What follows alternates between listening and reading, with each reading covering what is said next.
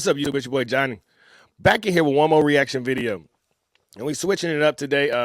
This clip is from the channel of Academy of Ideas. If you haven't watched that channel, man, extremely informational, and I've learned so much from it. And it's from one of my favorite books of all time, Self-Reliance by Waldo Emerson. It was originally published in 1841. Yes, 1841 is when this book was originally published. And there's so much wisdom and hidden jewels that I want to bring it and give it to the world. If this is your first time to the channel, welcome. You know, the goal is to reach 1 million subscribers, but we can reach 100 million subscribers and 100 million thought-provoking conversations. We kill the narratives. We just spirits encased in human flesh trying to figure out this thing called life. We're not nearly as divided as the media would want you to think. But before I get into the video, one of my favorite, I highlighted this in the book Self-Reliance because it really stuck with me, and I wanted to just put it out to the world.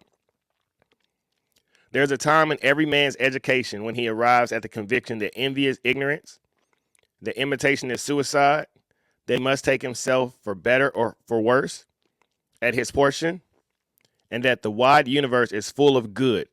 No kernel of nourishing corn can come to him but through his toil bestowed on that. So I want you to just let that marinate while we jump into this video and develop your self-reliance and confidence in yourself. It is easy in the world to live after the world's opinion.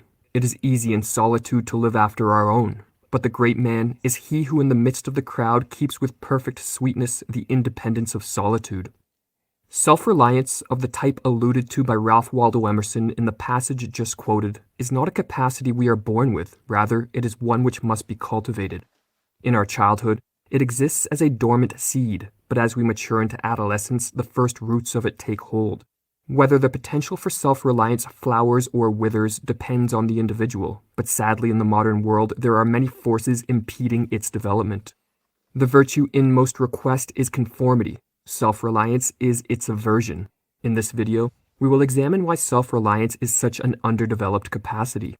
If there is one social institution most to blame for the lack of self-reliant individuals, the modern schooling system would be a prime candidate. Spending well over a decade of our most formative years in this institution, we are not encouraged to develop autonomy, but instead trained in the art of obedience. We are not taught to explore, criticize, question, and play with ideas, but memorize and regurgitate the dogmas of the day. Two books that really highlight the problems with our current education system. Outwitting the Devil, and then the other one is Conversations with God. If you've read either one of those books, you get what I'm saying. And if you haven't, I encourage you to go pick up both of those books. And at the completion of reading them, you will see the entire issue with our school system. It's totally flawed. This indoctrination leads many down a lifelong path of dependency and servitude and impedes the progress of even the most promising young minds. Our mind moves only on faith, wrote the 16th century French philosopher Michel de Montaigne, being shackled and constrained to what is desired by someone else's ideas, a slave and captive under the authority of teaching. We have been so subjected to leading reins that we take no free steps on our own. Our vigor and liberty are extinct. Most never outgrow the influence of their schooling, rather, they remain submissive to the demands of others in various subtle ways. For example, they never stray far from the belief system imposed on them by the schooling system, nor their family, peer group, religious sect, the media, or the government, and thus perceive reality through a worldview that is not their own. As a result of ignorance, laziness, and cowardice, they prefer the certitude of psychological chains over the ambiguity and tension of freedom. Even when they have their own opinion, they don't voice it in the presence of others, but out of a fear of ridicule, keep it to themselves. Their desire for acceptance and the respect of others far outweighs their commitment to the truth and hunger to speak their mind. A man truly believes in himself when he needs no confirmation from the outside world. When you can stand in a room full of 1,000 people and look at all of them and say, hey, y'all wrong. Or not that you guys are wrong, but just look at it from this point of view. And that's why I say everyone thinks when no one thinks.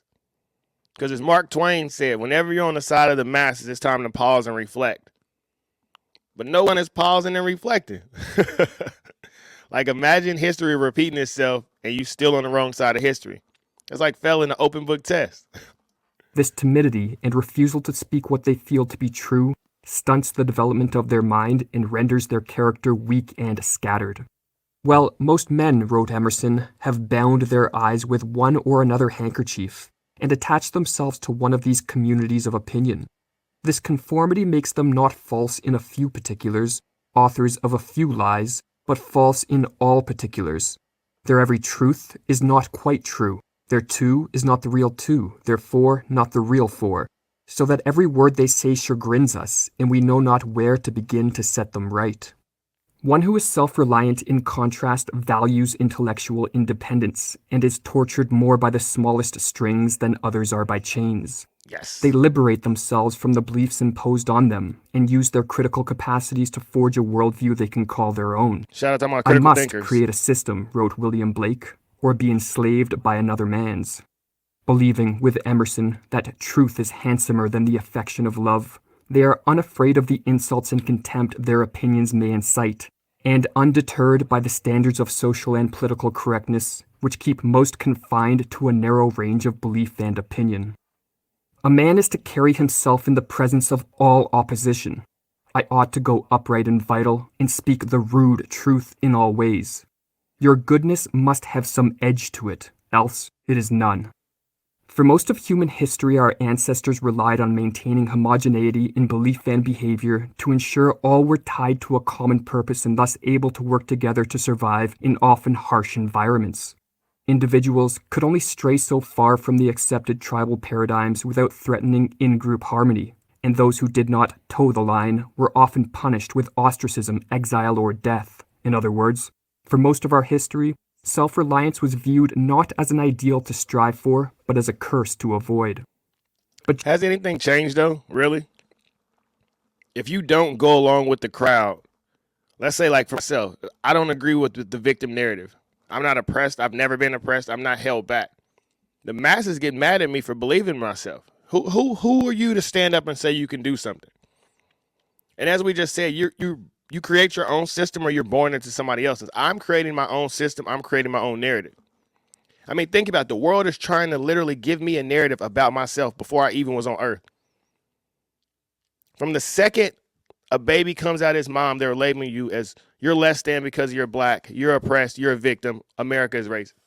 Hold on, bro. I could be the next Donald Trump. I could be the next Barack Obama. Stop putting labels on me before I've even had a time to grow into who I am as a man. And that's what self-reliance is. It's not falling for the crowd. Just because you're a white man don't mean you a toxic masculine man. Just because you're a black woman don't mean you're going to grow up and strip like Cardi B. Don't allow anyone to put their label or their narrative on you. Create your own system or live by someone else's. During the longest period of the human past, wrote Nietzsche, nothing was more terrible than to feel that one stood by oneself, to be alone, to experience things by oneself, neither to obey nor to rule, to be an individual. That was not a pleasure but a punishment. One was sentenced to individuality. Freedom of thought was considered discomfort itself. In the modern day, far removed from the living conditions our ancestors were forced to endure, this sentiment lives on. Most today not only spend their life within the safe confines of the status quo, but also chastise all who show signs of deviation from the norm. Therefore, those who choose to proceed upon the path of self-reliance must be prepared to endure hardship.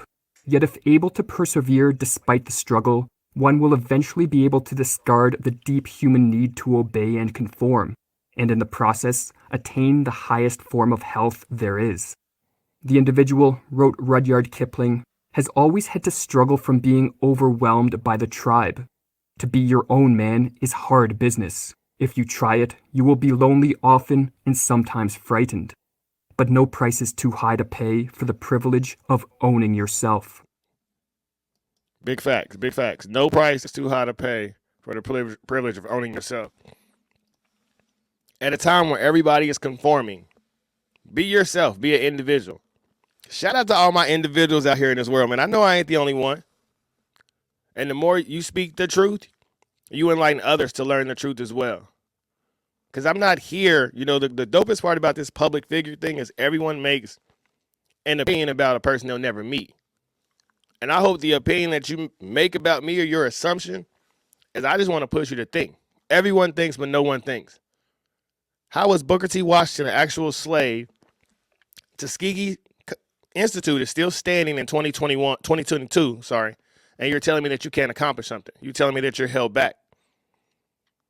See, my father has never had anybody stopping him from being successful. My grandfather.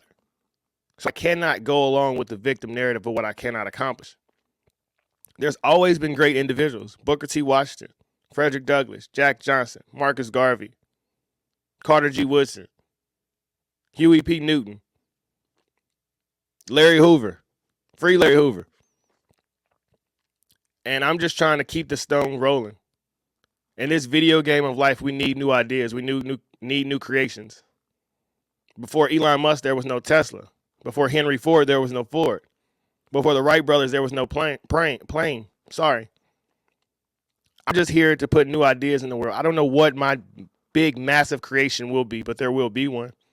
Because I got the same power inside of me that everybody else got. And everyone watching this video, you have the power. Everything you see physically around you started as an idea. You got the same power to manifest your reality, change your environment. But sit still and know God. Have faith in yourself. You don't need the crowd.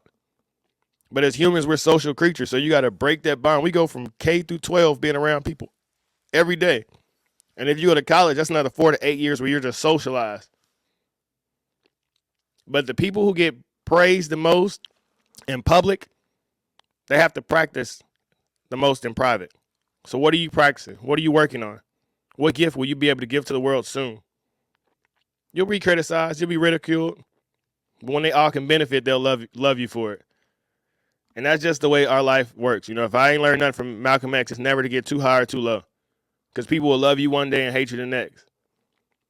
And I've learned that in all areas of life. Stay true to yourself. Like the video, share the video, subscribe to the channel. Drink water, take vitamins, do yoga, meditate, read, write. Write the vision down and make it plain. You can accomplish anything with faith, consistency, and hard work. Until next time.